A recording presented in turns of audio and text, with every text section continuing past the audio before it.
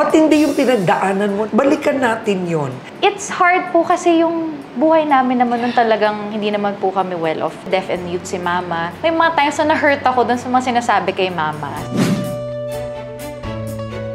Inaman ko naman kay Papa, nagtampo din talaga ako. Parang kaiwan-iwan ba ako? Kasi anak mo ko, pero ba't mo ko iniwan? Ang laging linya ni Coco, huwag ka na mamblema, relax ka lang dyan, ako nang bahala. Ito yung specific na pinag-pray ko. Parang, okay, I'm good, I'm happy. Ang secretive niyo for so long. Kung ano man yung hindi namin sinishare, hindi dahil sa ayaw lang namin i-share, we're just protecting kung ano yung happiness na meron kami.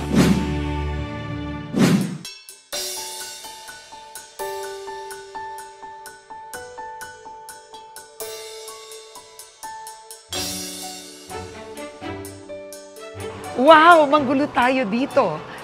Napakaganda naman ito sa umaga. Hello, The one and only beautiful Julia. Hi, Karen. My gosh, Julia, ano ba to? I woke up like this? Nako po, that's Totoo. pinaghandaan ko po kayo. Where are we, Julia? Andito po tayo ngayon sa commissary ng takeout. Pasok po tayo. In Papakita fairness, ko sa may inyo. commissary na siya. Bagong-bago. Ang Okay. cold kitchen ng takeout. Kasi pag po may commissary kayo, importante yung hot and cold kitchen. So dito tayo ngayon sa cold kitchen. Okay, so wait, what is takeout? Takeout po, nag-come up po yung idea na yun na easy talaga. Takeout, parang you can have the restaurant quality food at the comfort of your own home. Normally po, di ba, you can eat dim sum, proper dim sum, kapag nasa restaurant ka po, sitting down. Eh, paano pag gusto mo naman i-share sa family mo na naiwan? So now, you can have it and you can prepare it sa bahay ninyo. And that is the new Julia Montes endeavor. Hindi pelikula. It's a business. Yes, yes. Pero hindi biro magsimula ng food business. Yes po. Pero na-excite naman po ko kasi ang course ko ngayon po kasi is business management. So medyo hand in hand, natututo po ako at the same time, nasasabay ko rin yung mga napag-aaralan ko. Ang galing nito, di ba? Hindi lang po showbiz, nag-i-invest siya sa sarili niya, studying and business. Let's check this out. Ayan po yung paggawa ng siomai namin. Alright. Ng And premium marami siomai. nag-order ng siomai, Julia. Yes, yes po. Oo. Actually, ang pinaka mga bestseller po natin is pork and shrimp siomai, hakaw. Yeah. Ito po yung mga tao namin, sila Chef hello, Melvin, hello. Riel, si Oo. Luis and si Kevin. So, Minsan po. ilang siomai ang ginagawa niyo sa isang araw? Normally, Production. 400 something eh, no? Wow, 400. Nagva-vary po kasi siya dun sa pinaka-weight. So, may times 420 plus, Oo. 430 plus, Yeah. per piece po yun. Pero ba't ito ang naisip mo na food business? Kasi po nagkataon, meron po kaming friend na chef na ito yung forte niya, Chinese. And nung time na yun, naghahanap po ako ng pagkakaabalahan. Tapos sabi ko, try tayo mag-R&D tayo. So sa Oo. bahay, kain kami ng kain every time. Tapos magtitweak kami ng mga recipes and all. Tapos sabi ko, what if try natin? Sabi ko, try lang natin. So nag-ikot-ikot kami ni Coco sa mga places. Nakita namin tong unit na to. Sabi ko, try na natin. Oo, in fairness, Super di ba niya sinabi supportive na, siya. Super hindi niya supportive. sinabi, dear, may oras ka pa sa trabaho natin. Hindi, pag magpapahappy yun talaga, lagi po siyang supportive. Alright, let's look at this. So, ito Shark is fin po ito. shark fin to. Ito ang Pork and shrimp. pork and siomai. shrimp. At ito ang mix na to. Ano ito? Yan po yung parang pinaka-tinatawag naming base. So yung base po ng Oo. shark's fin, ito yung base ng mga siomai namin. Wow. Tapos meron po tayong Tingnan mga pa natin machines. dito. So, may mga makina ka na. Yes. You invested a lot. Ang worry ko po kasi, kaya naman po pag tao, kaya lang pag mano-mano po, hindi kasi nagiging uniform. Pero sa premium, meron naman po. Pero ang hirap, mauubos yung oras nila sa pagpapak pala ng sauce, Yes. pag-shape ng siopaw. So, you are so involved, ah. Hindi lang po ito na, ay, investor siya, bahala na. Hindi po. Kasi talagang kami po sa bahay ginagawa namin siya. Kaya na-realize ko, sabi ko, may hirapan yung tao kapag mano-mano. So ngayon may siopaw eto machine na rin po tayo. Meron ka na. Malakas ba talaga ang siomai na order? Opo eh. Malakas. Yun ang Opo eh. gusto Parang ng nagiging Pilipino. comfort food po siya ng Oo, tao. oo. I'm trying to reach po na mas marami pang makaalam sa takeout para at least mas marami pang order. So this commissary, this is brand new. Tayo ang unang nakakita. Ang tanong, anong plano mo pa dito? Siyempre po, mas mag-expand pa. Ngayon po, meron po tayong online orderings. Okay. Minsan, nag-e-events na rin po tayo. Pero where do you find the time? Kaya naman po. Ayan, May shooting, may taping. Ang aking katuwang si Kevin, yung pinsan ko nga po. Oo. Kasi hindi ko kakayanin din pag ako lang talaga mag-isa. Pero And then yung nag- tito ko, tumutulong Pero din sa you akin. are an entrepreneur, you want to be. Yes po Oo. talaga. Ever since, yun talaga dream ko talaga. And ngayon, eto po, working on it. Yan. Humingi ka ba ng advice from business people, anong kailangan ko bilhin, how do I start this? Yes. Tapos ano rin din, kailangan rin po talaga tapang din eh. Oo, tapang. Tatalon ka rin po talaga. So nung time na, nung tinanong din ako ni Coco, kakayanin ko pa ba? Ang sabi ko talaga, hindi, sige, kailangan. Ang galing naman nito, ang perfect! At first Tingnan po, niyo. yaan po, rejected pa po yan. Ah, ito? Kasi, pag una pong release nung dough sa kanong filling, hindi pa yun yung perfect size. So eventually po, pag lumabas na po yung yun na yung perfect na sukat na inahanap po namin. Oh my gosh, this is so cute. Ang galing niya. Opo. Kaya sinabi ko, nag-invest na rin po talaga kami sa machine. Kasi yung pagiging uniform ng shape, mahirap din po i-achieve ng mano-mano. Kasi tinry ko, ilang araw po ako nagagaganon. At ang tanong ko, ano ang pangarap mo para sa take-out? Maraming maliliit na negosyo, lumalaki talaga. Siyempre po, mas marami pa pong family na ma-share ng take-out. And mas lumaki pa, para mas lumaki pa po yung family namin ng mga tao ko po. Kasi gusto ko lang rin po makashare ng opportunity para mas maraming trabaho, mas maraming family masaya. So, ngayon, ilan na ang empleyado nyo? Ngayon po, meron po tayong 5. 5. Ang galing. Yes po. Okay. At syempre, pag nag-expand ito, wow. Hopefully, mas marami pa po. Yeah. Pero to be honest po, at nag-start po kami ng mas marami nung umpisa. Pero Okay. syempre, as a starting business, nakita ko na yung flow ng Yung cash flow, costing. Medyo may hirapan po ako. Ang naging mindset ko lang, basta kailangan nila ng work, tanggap. Oo.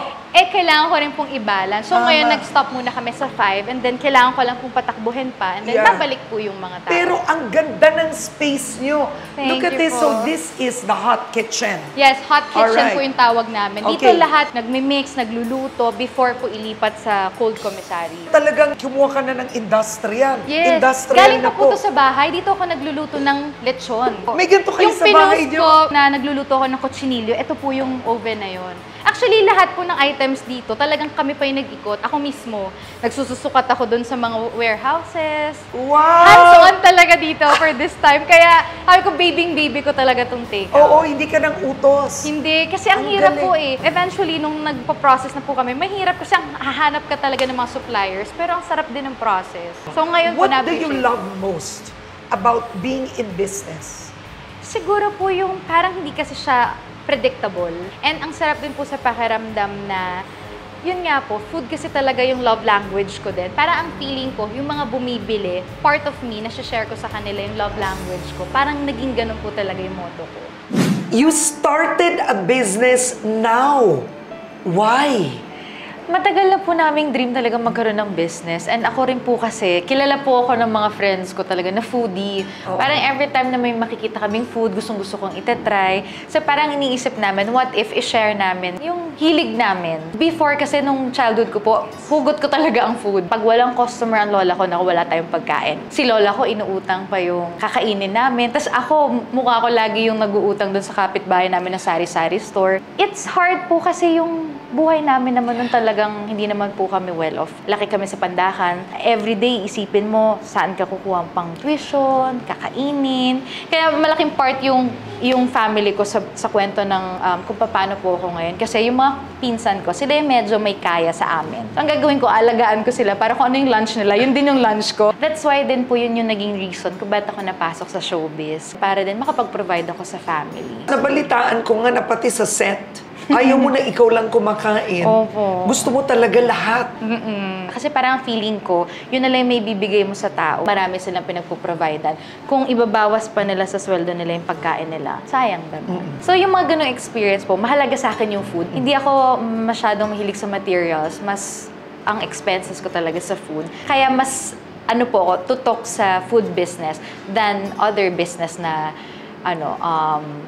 simulan. Nag-start lang siya early last year. Nag-R&D kami ng mga months. Tapos kaka-start lang po siya ng March. Ang style namin sa takeout, restaurant quality. Pero we're trying to aim po na maglalabas na kami ng low-cost version. Kasi nga parang sabi ko, ang daming gusto nating kumain, pero may budget. So what if maglabas tayo ng budgeted version, pero same din ng quality ng meron tayo as of now na premium. Kamusta na lola mo ngayon? Okay naman po. Actually, nagulat nga siya.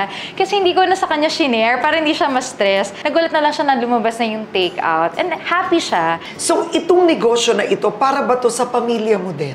Para sa kanila po, kasi gusto ko rin pakita sa kanila na this time around tayo na yung nagsishare ng opportunity and food na rin at the same time, na which is yun yung dati namin pinoproblema. And para ang sarap lang po sa pakiramdam kasi na, like kami ni Coco pang nag-uusap kami, gusto lang namin every time na may nasi-share kaming opportunity kasi yun yung mas long-lasting than nag-share ka lang ng food itself. Parang yun din po yung naging drive ko sa work natin, sa industry natin, na may nagbigay sa akin ng opportunity. So parang ganun lang po, giving back, parang ganun yung feeling.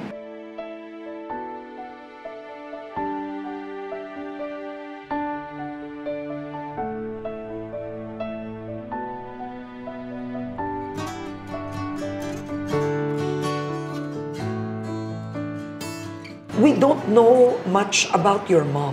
Ay. What happened?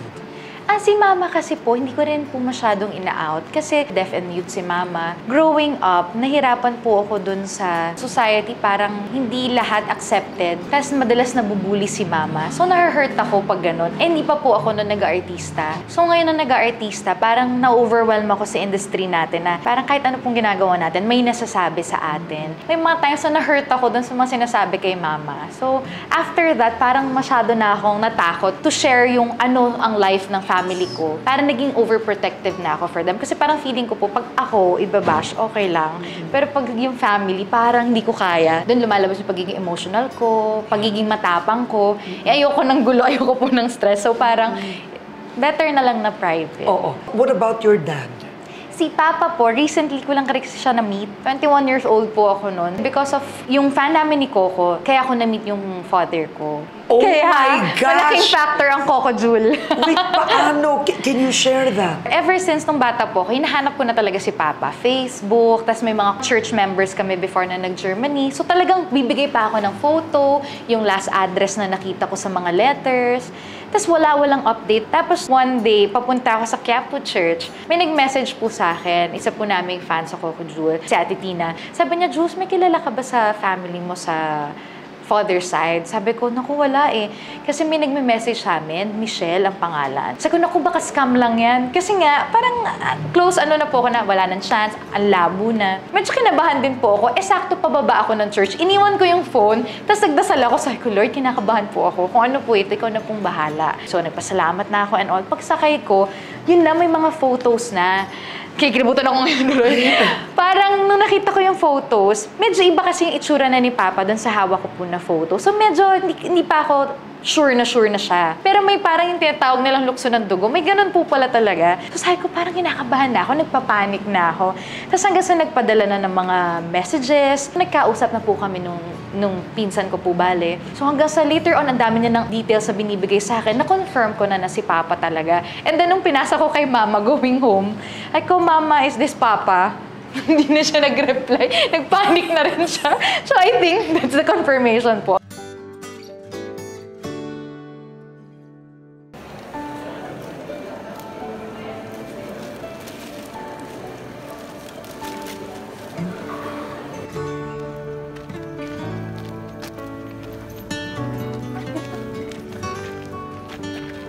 Magkikita kami supposedly December 25. Nandito na siya sa Pilipinas ng December 24. So, nandun siya sa may Cubao, Novotel. Doon siya nagstay and all. So, sobrang panic ko. Kasi nga, syempre parang nasanay na po ako na walang tatay. So, hindi ko alam kung paano yung magiging rapport. Hindi ko rin alam kung siya nga rin ba talaga. Parang in denial. Siguro po nasa in denial stage. Parang sa sobrang kinakabahan pa rin ako, minumove ko ng minumove. December 27. So, may 2 days akong nagagaganon sa bahay po na parang, kaya ko na ba? Ready na ba ako? And then, naisip ko, what if tawagin ko yung buong family ko? Kasi, yung parents ng pinsan ko po, sila yung mga nakakita kay Papa nung nagstay si Papa sa Pilipinas. Ang akala lang nila, dinner lang, Christmas dinner. Tapos nung nandun na kami, nag-gather na kami. Sabi ko, guys, nga pala pupunta si Papa. Sabihin niyo sa akin kung siya talaga. So sila parang, nag-joke ka ba? Sabi ko, hindi, totoo nga. Very Sabi ko, Mamma Mia. parang ganun ko. Hinahanap niya tatay niya. Pero kailangan ng confirmation, tapos ayaw mong maka-hurt or whatsoever. So parang may ganun pong feeling. Tapos nung pagdating ng time na yun, yun na-confirm na namin ng pagdating na ano na si mama ko saka si lola ko siya nga. What was your reaction when you first saw your dad? Nung time po na yun, para akong na ano sa sahig, yung Di ko alam kung anong gagawin. Para akong binuhusan ng malamig na tubig. Tapos kinakabahan ako. Matangkad si Papa, 6+ po. Ang tawag ko sa kanya, Gentle Giant. Nung nakita niya na ako, umiiyak na siya. So hindi ko na napigil. Ay, naiiyak tuloy ako. Filipino o foreigner? German po. German, okay. So nung nagkita na kami, wala na. Emosyonal na. Iyak na kami ng iyak.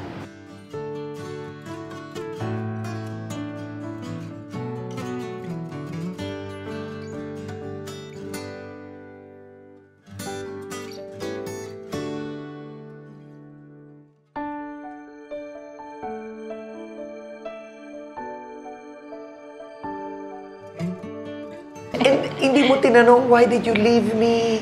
Hindi po kasi, ang iniisip ko po kasi parang lahat naman ng tao may kwento or may story, may reason. Inamin ko naman kay Papa, nagtampo din talaga ako. And may mga questions, bakit?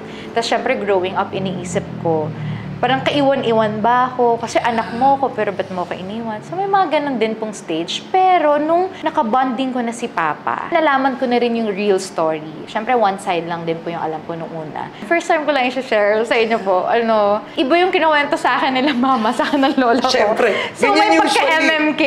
So parang all these years ang alam ko, iniwan kami, period. Tapos parang wala nang pakialam.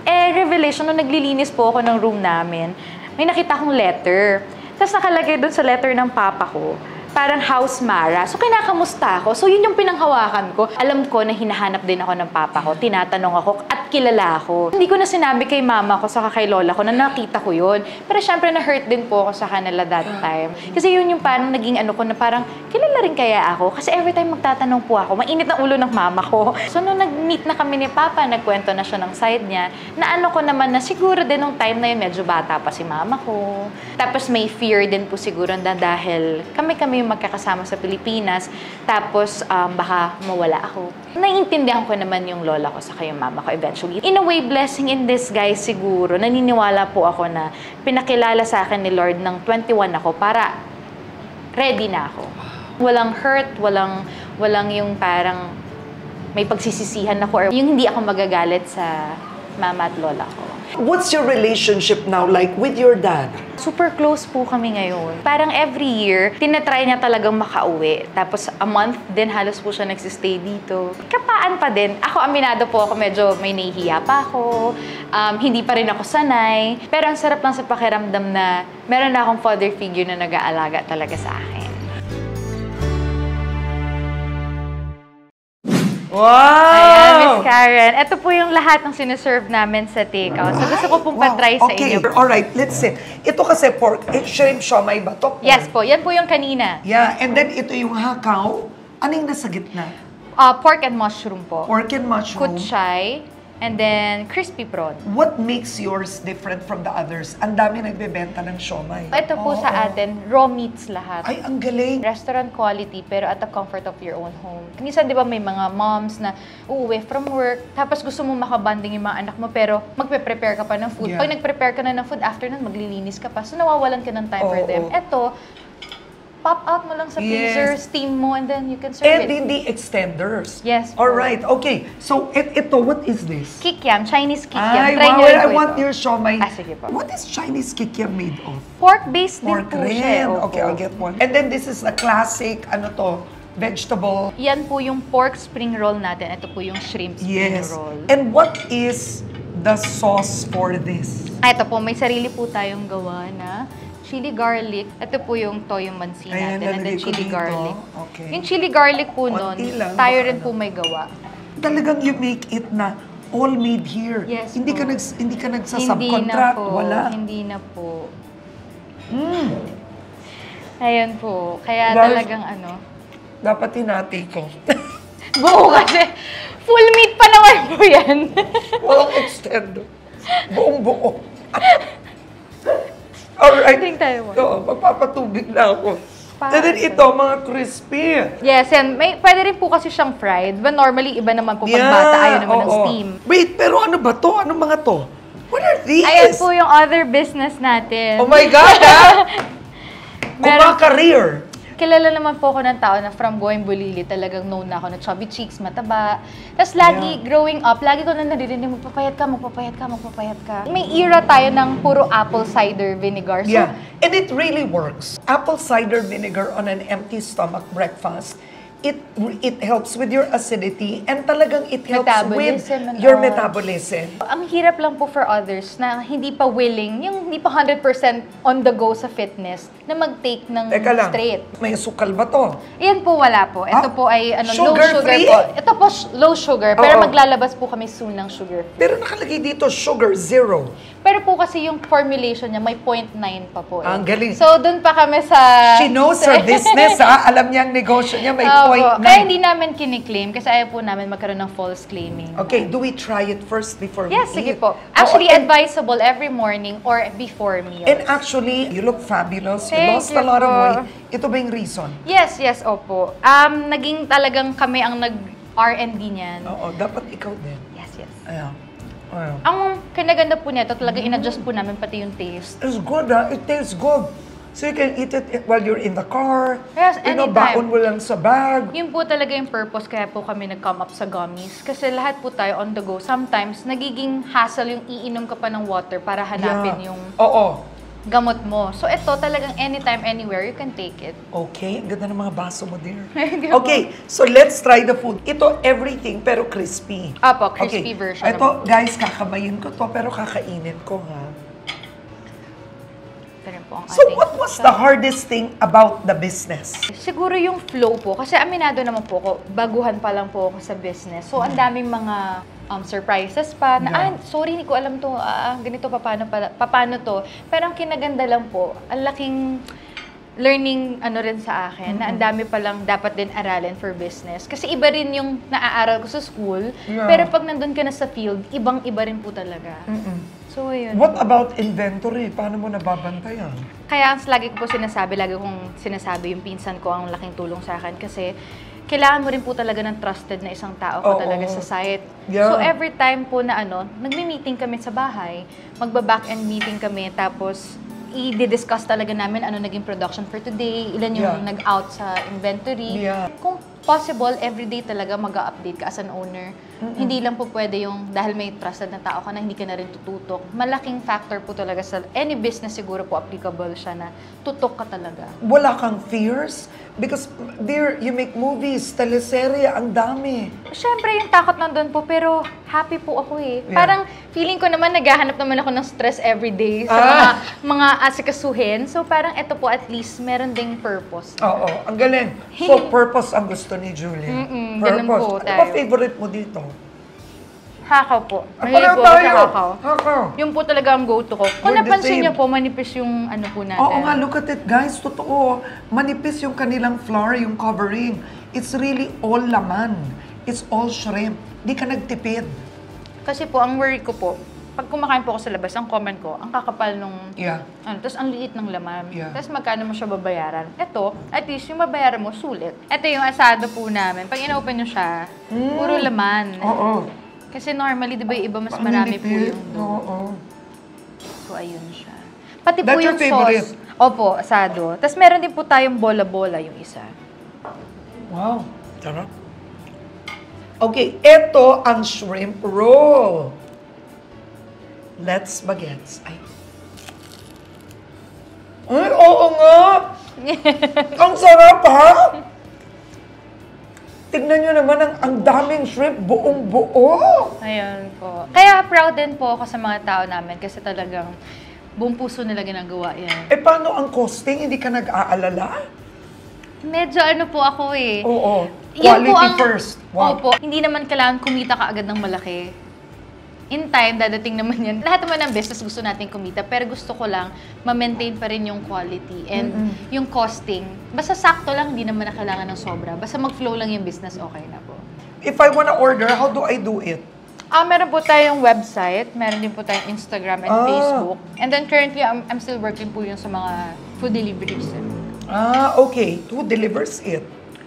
Book your own rider po muna kami as of the moment. That's fine. Kasi ang fear ko po, kaya po kami naging book your own rider. Sometimes, yung mga riders po pero nagdo-double booking.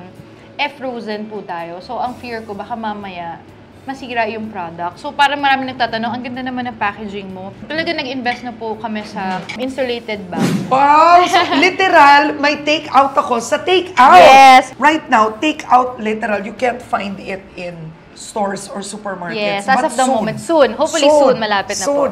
Oh nga, no. So, alam niyo ba ginawa ka niyo malamig, oh? Yes, yes. Malamig Saka siya. you can reuse it po. So sa mga namamalengke, nag-grocery, Oo. pwede niyo po siya magamit. Ganda ng And then ito quality, po, ah. may Swiss Proli kami for you. In fairness. You can try it po.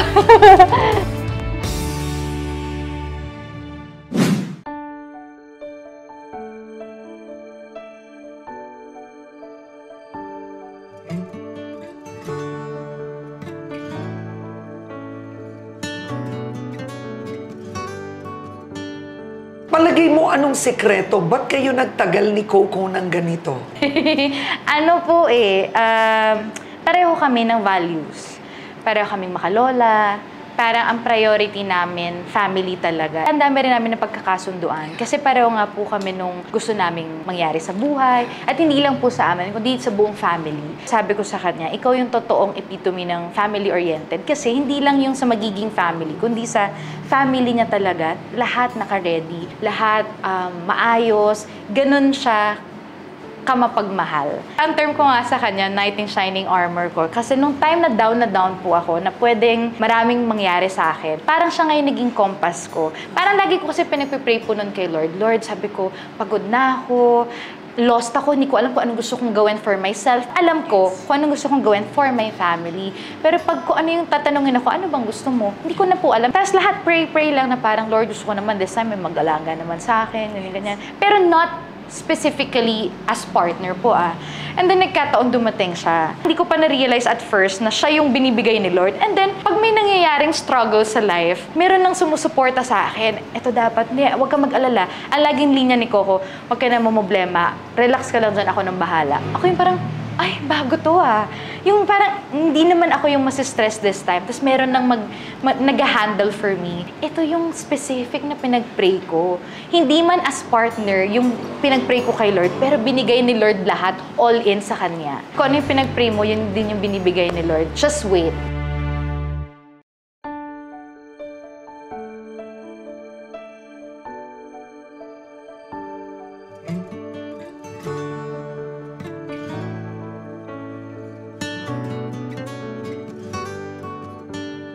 Would you say, when you met him, you knew, gusto ko to? Hindi, ang funny po, hindi, yung ano namin ni Coco, hindi ko siya type at first. Gwapo si Coco, Gwapo. Nung na-meet ko siya, nung in-interview ko, gwapo talaga. Yes, pero kasi po, hindi po ako talaga maano rin sa looks. So at first, yung looks, hindi ko napapansin. Pero nung nakilala ko siya, nagka-work po kami, hindi pa ABS Ibang channel pa, nagsa-sideline kami. Pangarap kong jackpot po. Pay after kasi yon. So pareho kaming rumaraket, doon kami nag-meet. Tapos na-amaze ako sa kanya kung paano niya alagaan si Lola. Parang siya lang yung gumawa nun kay Lola. Yung iba, parang... Wait, Lola mo? Lola ko po. Wow! Lola ko, kasi si Lola talaga kasama ko po ever since. So yun, medyo mas nakilala ko talaga siya nung time na yun. Doon ako na-in-love. At paano kanya niligawan? Naku, paano yung kwento namin? I wanna know. Nako, paano ba? Para po siya hindi siya yung agad-agad kasi medyo may pagkabaragas ako dahil laking Pandakan, laking Maynila. Kumbaga parang nung nililigawan niya ako, nagpapanik ako. So lagi ko siyang binabluff hanggang sa na-hurt ko siya. Umabot na lang sa point na nung nag-meet kami ulit, nagka-work kami ulit, doon na nag-develop ulit. Shortcut no? Pero ano ba, mabigay siya ng bulaklak, Super matyaga? sweet. Super sweet. Lahat. Pag-uwi ko sa bahay, may dog na kasi nagulat ako. Sabi ko, ba't may aso? Ba't ako binigyan na aso? Nakukwento ko pala sa taping na, nga, ang cute ng aso, ganyan. So, masyado siyang attentive. Thoughtful and attentive. Thoughtful, sobra. So, parang every time din na may pupuntahan siya or whatsoever, basta lagi ka niya maaalala. Lahat ng gestures po niya talaga. Talagang alaga ka. Sanay kasi akong ang nag-aalaga sa family. So, parang with him, baliktad naman. And palagay mo, what does Coco love about you? Siguro po yung personality ko siguro. Kasi pag nag-usap naman po kami up to now, kasi mag-best friend na talaga kami. And we can say, we can last for how many days, weeks, months nang hindi lumalabas. Basta kami may bonding, like coffee in the morning and all. Ganun lang, super happy na kami. Lagi ko sinasabi sa kanya, you're the leader. So kapag hindi kayo swak sa personalities, hindi rin mag-work any relationship. You're supportive. Yes. And he is also, nagulat po ako kasi I thought nga, syempre sanay ako na parang pag ang lalaki ganito, tapos ang babae lang taga-support, sa kanya lahat binago niya yun. Ang secretive niyo for so long. Many women won't last that. How did you do it? Ano po at first, syempre medyo na hindi ako sanay. Pero realizing yung naging setup namin, choice po namin yun, naging choice namin yung both. Na parang tahimik kami. Walang outside factor na nagiging problema namin. Kasi ang importante, kami as couple, hindi ko na-feel rin yung journey na parang ganon. Kasi nga, sobrang alaga ni Coco. So parang yung outside factor na wala talaga. Kumbaga yung parang pag in love ka, di ba, may, ang term nila tapa-oo, para talaga ako may ganon. Yung parang, okay, I'm good, I'm happy. Ganon. And talagang super in love ka noon pa. Yes. Ganun ang ano. At buti na lang up to now. Oo, up to now. And recently, sa ABS-CBN Ball, dalawa na kayong lumabas. How did that feel? Happy. Siyempre, overwhelming pa rin kasi para po kung nahihiya talaga every time na may nakatingin sa amin. Pero I'm just happy and proud also. Kasi sa lahat ng mga na-achieve niya. Tapos parang walking with him. Parang alam mo yung feeling ko na Pinag-usapan niyo ba yun? It's time. Lumabas na tayo. Actually, hindi naman po sa pinag-usapan. It's more of parang naturally na lang na nangyari. Sanay na po ako talaga na yung normal setup namin. And then, sabay, ako yung, sandali, wait lang, hindi ako ready. Parang nag-panic pa ako at first nung nalaman ko. Pero ever since naman po, hindi naman kami nagtatago. It's more of, we're not just sharing everything. No. We're just private po.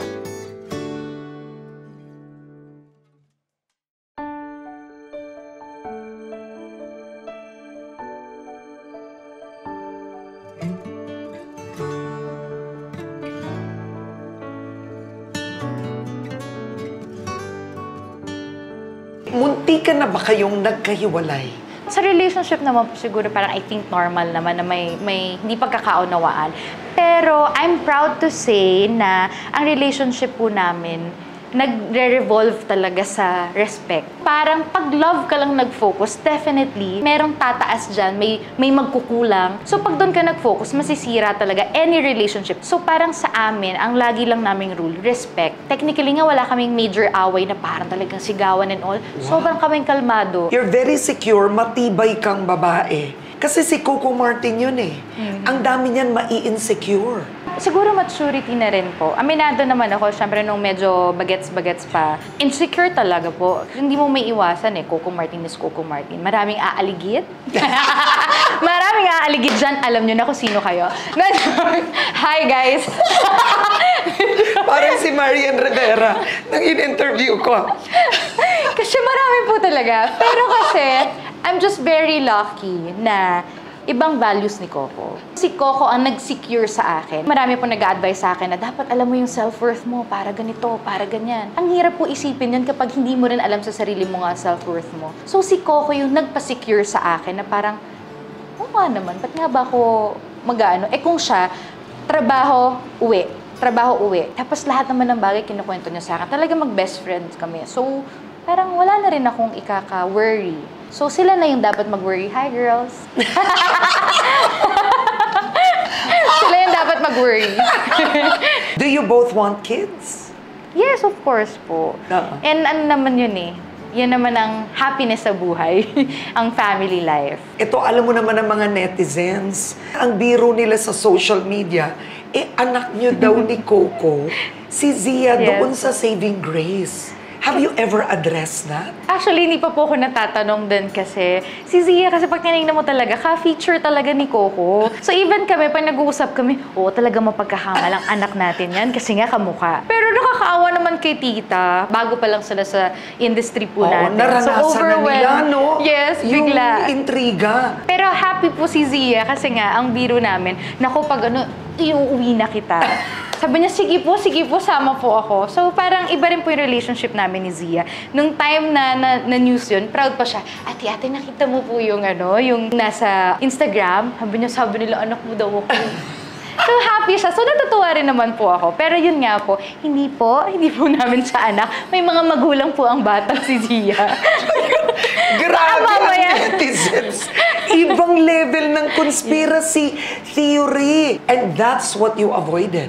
Na-experience ko po with my mom pa lang, di ba? Hindi pa nga po nila totally nakikilala at nami-meet yung mom ko. Pero ang dami ng comments, ang dami ng hurtful messages. Ang naging mindset ko po talaga ever since nung nag-start na talaga ako sa industry. Na-enjoy ko lang yung private life. Meron akong mga bagay na hindi ko naman din kailangan i-share. Naging benefit po namin yun. At ngayon, lagi ko rin pinagpapasalamat. Kasi nga, importante po sa amin ang buhay namin, ang family life namin and all. Kung ano man yung hindi namin sinishare, hindi dahil sa ayaw lang namin i-share.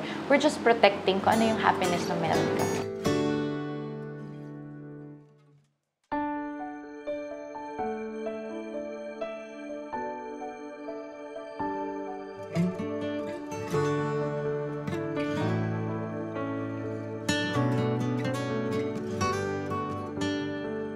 Itong dalawa mong negosyo, is this Julia coming into her own? You wanna do something for yourself?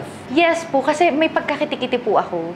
Parang hindi po ako mapapakalala mo lang ginagawa. Pag nag-uusap po kami ni Coco, ang lagi namin iniisip, ano ang future, ano ang plans. Hindi naman po pwedeng magpakakampante lang sa pagiging artista. Kasi meron din talagang, may end. Kailangan meron ka ring side hustles, meron ka ring business, para lang hindi ka gulat na kapag eventually hindi mo na-pick or wala ka ng work, nasaan. Kasi eventually yung money po mauubos. So parang kami, nagpe-prepare po kami for the future. Do you have a Bible verse that you hold dear and palagay mo it's taken you through the hardest times in life? I can do all things to Christ who strengthens me. Philippians 4:13. Yun lang po talaga. Kumbaga lagi ko nga po sinasabi, MMK ang buhay ko. Pero because of that verse and sa lahat ng faith talaga po, dasal, faith, yun yung talaga nagpatibay sa akin. Parang every time na may nangyayari sa akin, imbes na makikita ko siya ng negative or dadamdamin ko, mas nakikita ko siya na nire-redirect ako ni Lord kasi alam kong meron siyang mas better plan. Kaya rin ako ganito po ngayon, happy.